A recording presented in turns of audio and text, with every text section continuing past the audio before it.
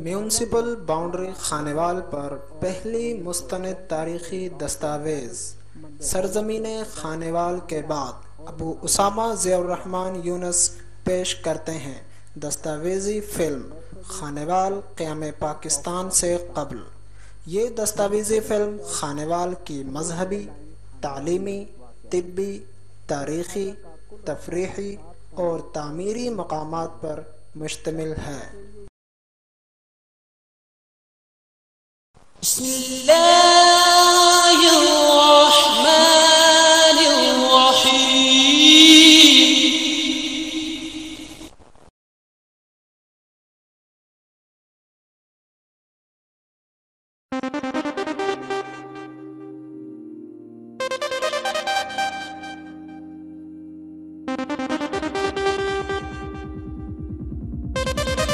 امین medical complex کا شمار خانیوال کے معروف ہسپتالوں میں ہوتا ہے۔ اس کے بانی ڈاکٹر محمد امین صاحب خانیوال کے معروف ڈاکٹروں میں شمار ہوتے ہیں۔ آپ نے اپنی سروس کا آغاز 1961 میں پشین کوئٹہ سے کیا۔ بعد ازاں سن 1962 میں ٹی بی ہسپتال خانیوال میں اپنی خدمات انجام دیں۔ سن 1965 میں بلاک نمبر 6 جامعہ عنایتیہ روڈ پر امین کلینک کا آغاز کیا۔ جس چوک میں آج یہ کلینک قائم ہے اس چوک کو ڈاکٹر امین چوک کہا جاتا ہے۔ ڈاکٹر امین صاحب کے ہونہار صاحبزادے بھی ڈاکٹر ہیں، جن کی کاوشوں سے موجودہ کلینک کے علاوہ امین میڈیکل کمپلیکس بھی تیار ہو چکا ہے۔ آج امین کلینک اور Amin medical complex doctor Muhammad Amin group of health services کا روپ دھار چکے ہیں۔ ہسپتال حاضہ میں تمام قسم کے آپریشن کے لیے اسپیشلسٹ ڈاکٹرز کی سہولت بھی موجود ہے۔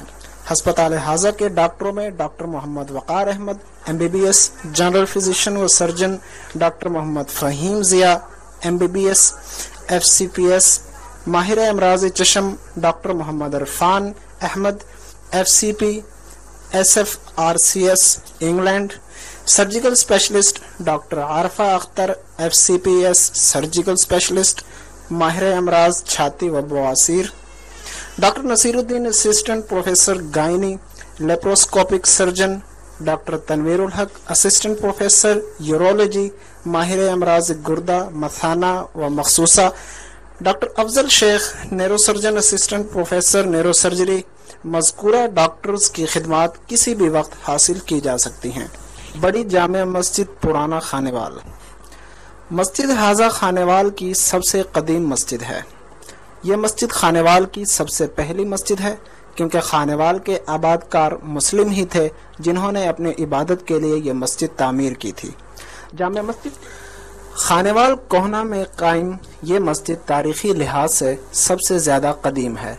یہ مسجد دیوان ساون مل کے دور حکومت سن 1820 سے قبل قائم کی گئی۔ پہلے یہ مسجد کچی تھی، بعد ازاں اس مسجد کی پختہ تعمیر سن 1345 ہجری بمطابق 1925 میں ہوئی۔ مسجد کا برآمدہ اپنے حسن، قدامت اور کاشی گری کے خوبصورت نمونے سے دلکش دکھائی دیتی ہے، جس میں مختلف قرآنی آیات، احادیث اور مذہبی اشعار درج ہیں، جن کے گرد کاشی گری کی گئی ہے۔ کاشی گری کی ایک سلیب پر درج زیر عبارت مع سن ہجری درج ہے۔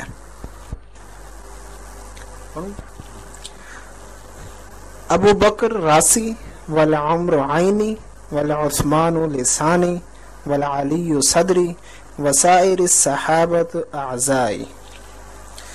بانتظام منشی خان محمد والمحمد کھنڈو خان قوم راجپوت، تعمیر کنندہ مستری گل محمد والستاد غلام محی الدین و استاد پیر بخش بقلم رحیم بخش ولد خدا بخش کاشیگر ملتان 1345 ہجری۔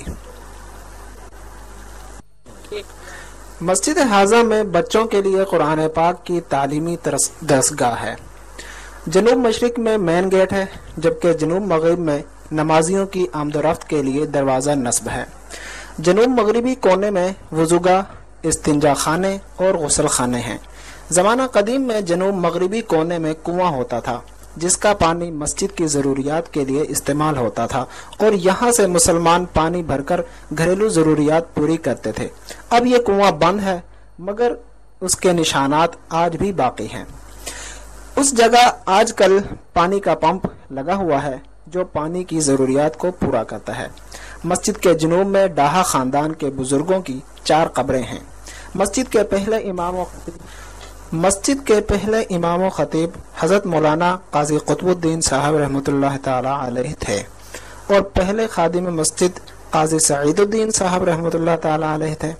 ان کے بعد پیر طریقت حضرت مولانا محمد حسن صاحب خلیفہ مجاز شیخ طریقت مفسر قرآن حضرت مولانا احمد علی صاحب لاہوری امام و خطیب کے طور پر آئے اور تقریباً 50 سال کا عرصہ خطیب و امام اور معلم کے فرائض انجام دیتے رہے۔ آپ علیہ الرحمہ کے درس کی یہ خاصیت تھی کہ تمام مسالک کے افراد شریک ہو کر قرآن و سنت کے اسرار و رموز سے واقفیت حاصل کیا کرتے تھے۔ خانیوال کی دھرتی پر یہ وہ پہلے مرد قلندر تھے جنہوں نے قرآن کریم کے ترجمہ اور تفسیر کی تعلیم کا آغاز کیا اور یہ سلسلہ تمام عمر جاری رہا۔ آپ علیہ الرحمہ کے وصال کے بعد سے تاحال مسجد حاضہ کے فرائض حضرت مولانا مفتی محمد زاہد صاحب انجام دے رہے ہیں۔ مرکزی جامع مسجد خانیوال۔ مرکزی جامع مسجد بلاک نمبر 11 خانیوال کی زمین 1 مارچ سن 1922 کو مسلمانوں کی تنظیم انجمن اسلامیہ نے 3,382 روپے میں خریدی۔ مسجد حاضہ کا کل رقبہ 3 کنال 6 مرلے اور 1 سرسائی ہے۔ اس کی تعمیر مختلف مراحل میں ہوتی رہی۔ مسجد حاضہ کے ابتدائی نقشوں میں سے سن 1931 میں ایس محمود کا نقشہ نہایت موزوں سمجھا گیا جو 27 اپریل سن 1931 میں میونسپل کمیٹی کے دفتر میں جمع کروایا گیا۔ سن 1932 سے قبل 5 دکانیں تعمیر ہو چکی تھیں۔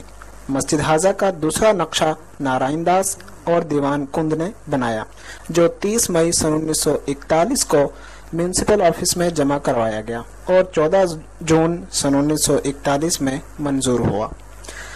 اس دوران مسجد حاضہ کی توسیعی تعمیر ہوئی، مسجد کی دکانیں تعمیر ہوئیں اور بچوں کی دینی اور دنیاوی تعلیم کے لیے ہال کے جنوب میں برآمدہ بھی تعمیر کیا گیا جہاں انجمن اسلامیہ پرائمری اسکول کی اپریل سن 1942 میں بنیاد رکھی گئی۔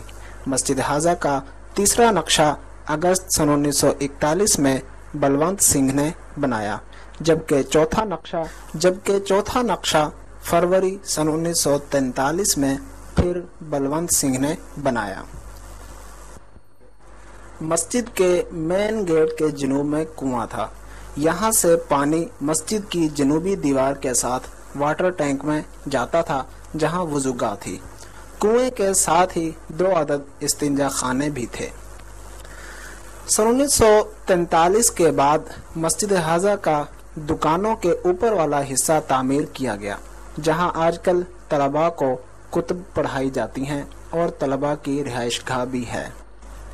مسجد کے خطبہ میں حضرت مولانا مفتی محمد عنایت اللہ صاحب نور اللہ مرقدہ، حضرت مولانا لال حسین صاحب اختر نور اللہ مرقدہ، حضرت مولانا عبداللطیف صاحب نور اللہ مرقدہ، حضرت مولانا محمد امیر صاحب نور اللہ مرقدہ، حضرت مولانا عبدالقادر صاحب نور اللہ مرقدہ ایسے نامور علماء و خطباء منصب امامت و خطابت پر فائز رہ چکے ہیں۔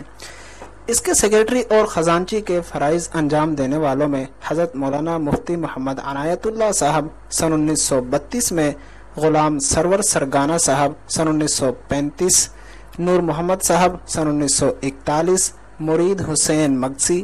مسجد کی صدارت کے فرائض انجام دینے والوں میں شیخ احمد دین صاحب نورسنگ صدر اور خزانچی کے فرائض انجام دے چکے ہیں۔ خان بہادر ہیبت خان بھی صدر رہ چکے ہیں۔ قیام پاکستان کے بعد مسجد کے امام و خطباء میں حضرت مولانا مفتی محمد اشفاق صاحب رضوی قابل ذکر ہیں۔ مرکزی جامع مسجد اہل حدیث۔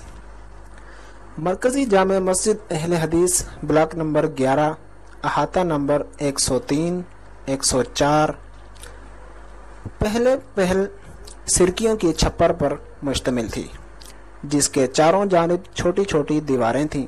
16 مئی سن 1940 میں حضرت مولانا ثناء اللہ صاحب امرتسری نور اللہ مرقدہ نے مسجد حاضہ کا سنگ بنیاد رکھا۔ مسجد حاضہ کی تعمیر سن 1942 میں ہوئی۔ مسجد کا نقشہ 9 ستمبر سن 1942 میں بلونت سنگھ نے بنایا، جس پر حکیم جمال الدین صاحب کے دستخط ہیں۔ حکیم جمال الدین رحمت اللہ علیہ مسجد حاضہ کے نائب صدر تھے۔ اس وقت مسجد ایک ہال، برآمدہ اور صحن پر مشتمل تھی۔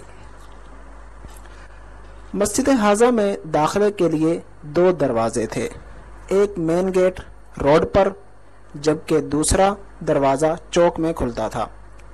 مسجد کے مشرق میں 4 استنجا خانے تھے، شمال مشرقی کونے میں ایک کنواں اور ساتھ ہی نلکا تھا، اور شمال میں وضوگاہ تھی۔ ہال کے شمال مغربی کونے میں تکون کمرہ بطور سٹور استعمال کیا جاتا تھا۔ چوک اور مین روڈ کی جانب دیوار کی اونچائی 8 فٹ تھی۔ مسجد حاضہ کی تعمیر عصر نو ہو چکی ہے، جو ایک ہال پر مشتمل ہے۔ مسجد کے شمال میں برآمدہ ہے اور مشرق میں دکانیں، اور ان کے اوپر برآمدہ تعمیر ہو چکا ہے۔ مین روڈ پر مسجد حاضہ کے 2 گیٹ نصب ہیں، ایک گیٹ بطور مین گیٹ استعمال ہوتا ہے، جبکہ دوسرا شمال مشرقی گیٹ خاص اوقات کے لیے کھولا جاتا ہے۔ اسی گیٹ سے سیڑھیاں مسجد کی لائبریری کو جاتی ہیں۔ وضوگاہ، استنجا خانے اور غسل خانے مسجد کے جنوب میں تعمیر کیے گئے ہیں۔ مسجد کے جنوب مغربی کونے میں مستورات کے لیے ہال زیر تعمیر ہے۔ مسجد کے نائب صدر حکیم جمال الدین صاحب نور اللہ مرقدہ ہی امام و خطیب کے فرائض انجام دیتے رہے۔ حضرت مولانا عبد الرحمن صاحب، حضرت مولانا عبد الرحمن چیمہ اور حضرت مولانا محمد سلیم نور اللہ مرقد ہم مسجد حاضہ کے امام و خطیب کے فرائض انجام دیتے رہے۔ سن 1991 سے مسجد حاضہ میں امامت و خطابت کے فرائض حضرت مولانا سیف اللہ صاحب عابد انجام دے رہے ہیں۔ گردوارہ سنگھ سبھا۔ گردوارہ سنگھ سبھا سکھ مذہب کی عبادت گاہ ہے، جو بلاک نمبر 4 مین گردوارہ بازار میں واقع ہے۔ گردوارہ کا قیام سن 1919-20 میں عمل میں آیا۔ سن 1925 سے قبل گردوارہ کی عمارت 17 کمروں اور 2 ہال 3 برآمدوں پر مشتمل تھی۔ گردوارہ حاضہ کا نقشہ کیسر داس نے بنایا تھا۔ یہ گردوارہ 12 دکانوں، 2 ہال، سنگھ سبھا لائبریری اور سکول پر مشتمل تھا۔